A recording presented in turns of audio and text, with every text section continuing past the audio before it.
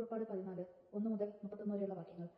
ചെങ്കടൽ കടക്കുന്നു. കർത്താവ് മോശയോട് അരുളിച്ചെയ്തു, ഇസ്രായേൽക്കാരോട് പറയുക, നിങ്ങൾ പിന്തിരിഞ്ഞ് പിഹഹറോത്തിൽ മുന്ന് മിഗ്ദലാമിനും കടലിനും മധ്യേ ബാൽ-സെഫോൻ എതിർവശത്ത് പാളയമടിക്കുവിൻ.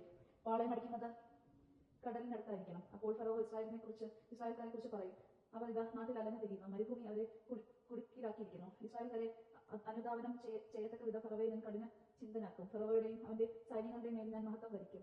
ഞാനാണ് കർത്താവ് എന്നപ്പോൾ ഈജിപ്തുകാർ മനസ്സിലാക്കും. കർത്താവ് പറഞ്ഞതുപോലെ ഇസ്രായേൽക്കാർ പ്രവർത്തിച്ചു. ഇസ്രായേൽക്കാർ പോയ വിവരം ഈജിപ്ത് രാജാവ് അറിഞ്ഞപ്പോൾ അവന് സേവകർക്കും അവിടെ ഉണ്ടായിരുന്ന മനോഭാവം മാറി. അവർ പറഞ്ഞു, നാം എന്താണ് ഈ ചെയ്തത്? നമ്മുടെ അടിമകളായ ഇസ്രായേൽക്കാരനെ വിട്ടയച്ചിരിക്കുന്നു. ഫറവോ തന്റെ രഥമൊരുക്കി സൈന്യങ്ങളെ സജ്ജമാക്കി. ഏറ്റവും മികച്ച 500 രഥങ്ങളും ഈജിപ്തിലെ മറ്റെല്ലാ രഥങ്ങളും അവയുടെ നായകന്മാരെയും അവൻ കൂടെ കൊണ്ടുപോയി. ഈജിപ്തിലെ രാജാവായ ഫറവോയെ കർത്താവ് കഠിന ചിന്തനാക്കി. ധൈര്യപൂർവ്വം മുന്നോട്ട് പോയിക്കൊണ്ടിരുന്ന ഇസ്രായേൽക്കാരെ ഈജിപ്തുകാർ പിന്തുടർന്നു. ഫറവോയുടെ പേരുകളും കുതിരകളും കുതിരപ്പടയാളികളും സൈന്യം മുഴുവൻ കടൽ തീരത്ത് പിഹഹീറോത്തിന് അരികെ ബാൽ-സെഫോന്റെ എതിർവശത്ത് പാളയമടിച്ച് ഇസ്രായേൽക്കാരുടെ സമീപം എത്തിച്ചേർന്നു. ഫറവോ സമീപിച്ചുകൊണ്ട് ഇരുന്നപ്പോൾ ഇസ്രായേൽ ജനം കണ്ണുകൾ ഉയർത്തി നോക്കി. തങ്ങളെ പിന്തുടർന്ന് ഈജിപ്തുകാരെ അവർ കണ്ടു. ഭയവിഹുലമായ ഇസ്രായേൽക്കാർ കർത്താവിനെ വിളിച്ചു പ്രാർത്ഥിച്ചു. അവർ മോശയോട് ചോദിച്ചു, ഈജിപ്തിൽ ശവക്കുഴികൾ ഇല്ലാഞ്ഞിട്ടാണോ നീ ഞങ്ങളെ മരുഭൂമിയിൽ കിടന്ന് മരിക്കാൻ കൂട്ടിക്കൊണ്ടുവന്നിരിക്കുന്നത്? നീ എന്താണ് ഞങ്ങളോട് ചെയ്തിരിക്കുന്നത്? ഈജിപ്തിൽ നിന്ന് എന്തിനാണ് ഞങ്ങളെ പുറത്തു കൊണ്ടുവന്നത്? ഞങ്ങളെ തനിയെ വിട്ടേക്കൂ, ഞങ്ങൾ ഈജിപ്തുകാർക്ക് വേല ചെയ്ത് കഴിഞ്ഞോളാം എന്ന് ഈജിപ്തിൽ വെച്ച് ഞങ്ങൾ നിന്നോട് പറഞ്ഞില്ലേ? ഈജിപ്തുകാർക്ക് അടിമവേല ചെയ്യുകയായിരുന്നു. മരുഭൂമിയിൽ കിടന്ന് മരിക്കുന്നതിനേക്കാൾ മെച്ചം. മോശ ജനത്തോട് പറഞ്ഞു, നിങ്ങൾ ഭയപ്പെടേണ്ട, ഉറച്ചു നിൽക്കുവിൻ. നിങ്ങൾക്ക് വേണ്ടി ഇന്ന് കർത്താവ് ചെയ്യാൻ പോകുന്ന രക്ഷാകൃത്യം നിങ്ങൾ കാണും.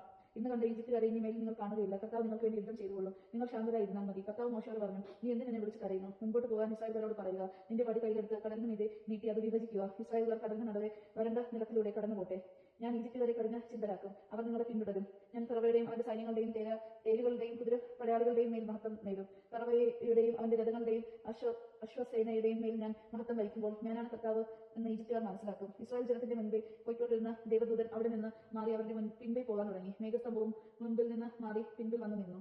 അത് ഈജിപ്തുകാരുടെയും ഇസ്രായേൽക്കാരുടെയും പാളയങ്ങൾക്കിടയിൽ വന്നു നിന്നു. മേഘം ഇരുട്ട് നിറഞ്ഞതായിരുന്നു. അതിനാൽ ഒരു കൂട്ടർക്ക് മറ്റവരെ സമീപിക്കാനാവാത്ത രാത്രി കഴിഞ്ഞു. മോശ കടലിന് മീതെ കൈനീട്ടി. കർത്താവ് രാത്രി മുഴുവൻ ശക്തമായ ഒരു കിഴക്കൻ കാറ്റയച്ച് കടലിനെ പിറകോട്ട് മാറ്റി. കടൽ വരണ്ട ഭൂമിയായി വെള്ളം വിഭജിക്കപ്പെട്ടു. ഇസ്രായേൽക്കാർ കടലിന് നടുവെ ഉടങ്ങിയ മണ്ണിലൂടെ നടന്നു. അവർ വലതും ഇടതും വെള്ളം മതിൽ പോലെ നിന്നു. ഈജിപ്തുകാർ ഫറവോയുടെ കുതിരപ്പടയാളികളും തേരുകളും എല്ലാം അവയെ പിന്തുടർന്നു. കടലിന്റെ നടുവിലേക്ക് നീങ്ങി. രാത്രിയുടെ അന്ത്യയാമത്തിൽ കർത്താവ് അഗ്നിയുടെയും മേഘത്തിന്റെയും സ്തംഭനത്തിൽ നിന്ന് ഈജിപ്തുകാരുടെ സൈന്യത്തെ നോക്കി അവരെ പരിഭ്രാന്തരാക്കി. അവിടുന്ന് ചക്രങ്ങൾ തടസ്സപ്പെടുത്തി. തന്മൂലം ഗതി ദുഷ്കരമായി.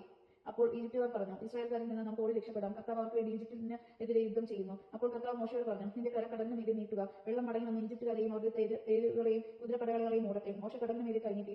പ്രഭാതമായപ്പോഴേക്കും കടൽ പൂർവ്വസ്ഥിതിയിലായി. ഈജിപ്തുകാർ പിന്തിരിഞ്ഞു നോടിയത് അതിന് മധ്യത്തിലേക്കാണ്. കർത്താവ് ഈജിപ്തുകാരെ നടുകടലിലാഴ്ത്തി. ഇസ്രായേൽക്കാരെ പിന്തുടർന്ന് കടലിലിറങ്ങിയ തേരുകളുടെയും കുതിരപ്പടയാളികളുടെയും ഫറവോയുടെയും സൈന്യം മുഴുവനെയും കടൽവെള്ളം മൂടിക്കളഞ്ഞു. അവരിൽ ആരും അവശേഷിച്ചില്ല. എന്നാൽ ഇസ്രായേൽക്കാർ കടലിന് നടുവെ വരണ്ട ഭൂമിയിലൂടെ നടന്നുപോയി. അവരുടെ വലതുമിടത്തും വെള്ളം അതുപോലെ നിലകൊണ്ടു. അങ്ങനെ ആ ദിവസം കർത്താവ് ഇസ്രായേൽക്കാരെ ഈജിപ്തുകാരിൽ നിന്നും രക്ഷിച്ചു. ഈജിപ്തുകാർ കടൽ തീരത്ത് മരിച്ചു കിടക്കുന്നത് ഇസ്രായേൽക്കാർ കണ്ടു. കർത്താവ് ഈജിപ്തുകാർക്കെതിരെ ഉയർത്തിയ ശക്തമായ കരം ഇസ്രായേൽക്കാർ കണ്ടു. ജനം കർത്താവിനെ ഭയപ്പെട്ട് കർത്താവിനെയും അവിടുത്തെ ദാസനായ മോശയെയും വിശ്വസിക്കുകയും ചെയ്തു. ദൈവജനമേ, നാം കേട്ടത് നമുക്ക് ദൈവത്തെ സ്തുതിക്കാം. ക്രിസ്തു അങ്ങേക്ക് സ്തുതി.